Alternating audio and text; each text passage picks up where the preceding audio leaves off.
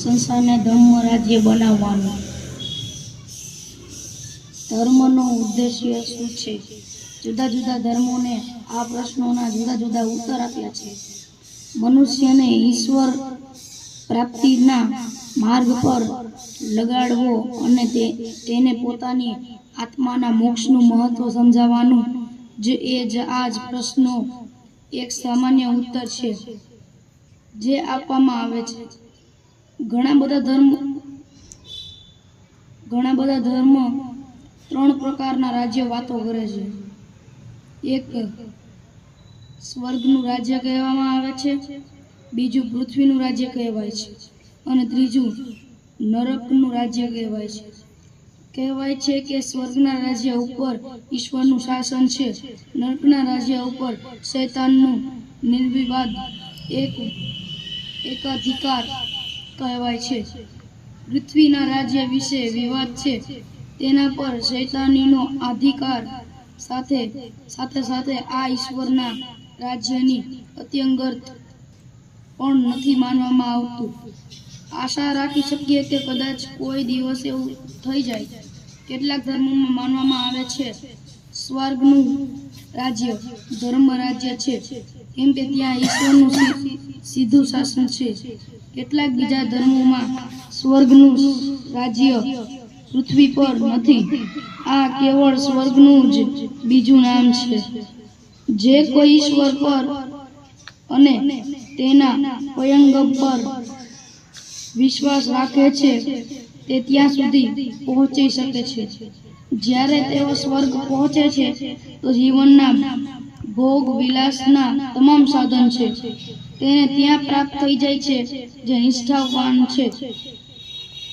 બધા ધર્મોમાં ઉપદેશ છે આ સ્વર્ગના રાજ્યમાં પહોંચવાનો જ મનુષ્યનો ઉદ્દેશ્ય હોવો જોઈએ અને ત્યાં સુધી કેવી રીતે પહોંચી શકાય એ જ અંતિમ નિર્ણય છે.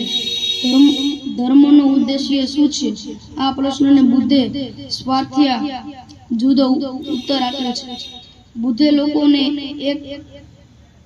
લોકોને એ ક્યારેય નથી કહ્યું કે એમના જીવનનું ઉદ્દેશ્ય કોઈ કાલ્પનિક સ્વર્ગની પ્રાપ્તિ હોવી જોઈએ. એમનું કહેવાનું હતું કે ધર્મનું રાજ્ય આ પૃથ્વીની ઉપર જ અને તે ધર્મપથ ઉપર ચાલીને જ પ્રાપ્ત કરી શકાય છે. તેમણે લોકોને કહ્યું જો તેઓ પોતાના દુઃખને અંત કરવા માંગે છે તો દરેક એકબીજા સદાચાર ભર્યો વ્યવહાર કરવાનું શીખવું જોઈએ અને આ રીતે આ પૃથ્વીનો ધર્મનું રાજ્ય બનાવવું જોઈએ. બીજા બધા ધર્મોની અલગ તથાગત ધર્મની આ જ પોતાના વિશિષ્ટતા છે. તથાગતનો ધર્મ પંચશીલ, અષ્ટાંગિક માર્ગ અને પારમિતાઓ પર ભાર આપે છે. બુદ્ધે તેને પોતાના ધર્મનો આધાર શા માટે બનાવ્યો? કેમ કે આજ કેવળ એક એવો જીવન માર્ગ છે મનુષ્યને સદાચારી બનાવી શકે છે. મનુષ્ય માટે અનુચિત વ્યવહારનું પરિણામ જ દુઃખ છે. કેવળ સદાચાર જ આ ઔચિત્યના અભાવ અને એના પરિણામ સ્વરૂપ થનાર દુઃખને દૂર કરી શકે છે.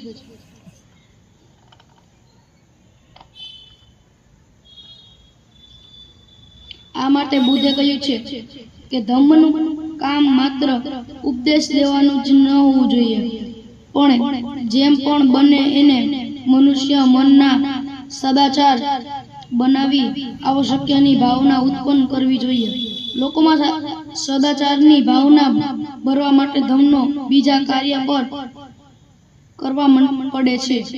ધર્મમાં માધ્યમની મનુષ્યને આ શિક્ષા આપવી આવશ્યક છે કે તે કુશળ કર્મ શું છે અને જો કુશળ કર્મ છે તો તે પાલન કરે.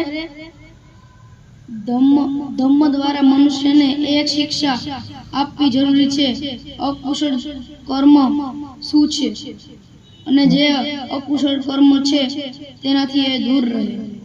ધર્મના આ બે ઉદ્દેશ્યોની સિવાય બુદ્ધે ધર્મના બે અન્ય ઉદ્દેશ્યો પર પણ ભાર મૂક્યો છે, જેને તેઓ ખૂબ જ મહત્વપૂર્ણ સમજતા હતા. એક છે મનુષ્યનો સ્વભાવ અને એની પ્રવૃત્તિની પ્રશિક્ષણ, જે પ્રાર્થના કરવી અથવા વ્રત કરવા અથવા બલિ યજ્ઞ કરવાથી બિલકુલ જુદા છે.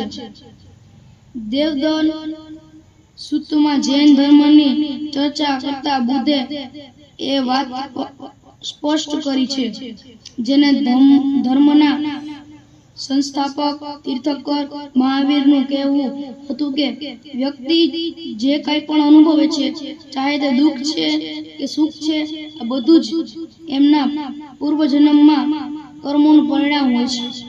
આવું થવા માટે પૂર્વજન્મનું દુષ્કર્મોની નિર્જરા થવી જવાથી અને નવા દુષ્કર્મ ન કરવાથી ભવિષ્ય માટે કાંઈ સંગ્રહ નથી થતો. તો દુષ્કર્મોનો ક્ષય થઈ જાય.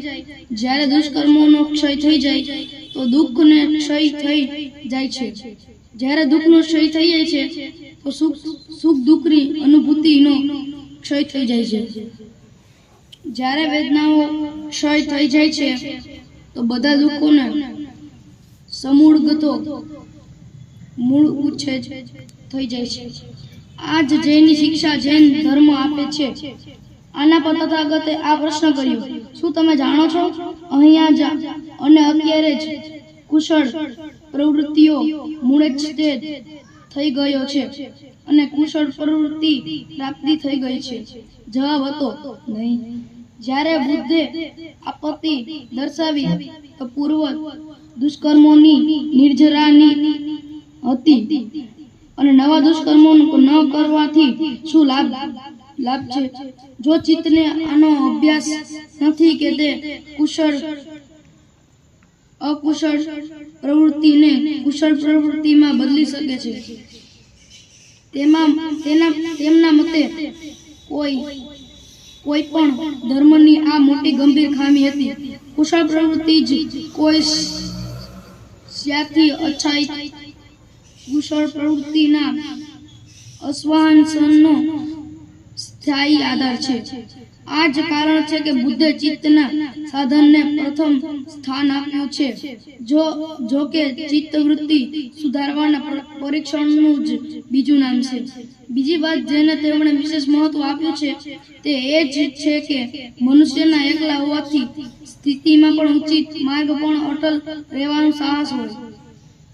સલેખ સૂત્રમાં તથાગતે આ વિષય ઉપર ભાર મૂક્યો છે. તેમણે કહ્યું છે કે તમારે તમારા મનને દ્રઢ બનાવવા માટે નિશ્ચય કરવો જોઈએ. જે ભલે બીજા લોકોને હાને છે પણ તમને હાનિ કરો. ભલે બીજા લોકો હત્યા કરે, તમે હત્યા નહીં કરો. ભલે બીજા લોકો ચોરી કરે, તમે ચોરી ન કરો. ભલે બીજા લોકો શ્રેષ્ઠ જીવન વ્યતીત કરે, તમે શ્રેષ્ઠ જીવન વ્યતીત કરશો. ભલે બીજા લોકો જૂઠું બોલે, ખોટી નિંદા કરે, દોષારોપણ અને અથવા ખોટો બકવાસ કરે, તમે આવું નહીં કરો. ભલે બીજા લોકો લોભી હોય, તમે લોભી નહીં કરો. ભલે બીજા લોકો અનિષ્ટ કરે, તમે અનિષ્ટ ન કરો. ભલે બીજા લોકો મિથ્યા દ્રષ્ટિ વાળા હોય, મિથ્યા સંકલ્પ વાળા હોય, મિથ્યા વાણી વાળા હોય, મિથ્યા કર્મો વાળા હોય, મિથ્યા એકાગ્રત વાળા હોય. તમે અષ્ટાંગિક માર્ગનું પાલન કરવા સમ્યક દ્રષ્ટિ, સમ્યક સંકલ્પ, સમ્યક વાણી, સમ્યક કર્મા, સમ્યક આજીવિકા, સમ્યક વ્યાયામ, સમ્યક સ્મૃતિ, આ સમ્યક સમાધિ વાળા બનશો. ભલે બીજા સત્યના વિષયમાં ખોટા માર્ગ પર હોય, નિવારણના વિષય પર ખોટા માર્ગ પર હોય, તેમ સત્ય અને નિવારણ બંને વિષયમાં ખોટા માર્ગ પણ નહીં રહો. ભલે બીજા લોકો આળસ અને જડતાથી ભરેલા હોય, તમે આળસ અને જડતાથી મુક્ત રહો. ભલે બીજા લોકો ઘમંડી સ્વભાવના હોય, તમે વિનમ્ર સ્વભાવના રહો. ભલે બીજા લોકો શંકાથી વ્યાકુળ અને શંકાથી મુક્ત રહેજો. ભલે બીજા લોકો ક્રોધિત હોય, તમે દ્રેષી રહેજો.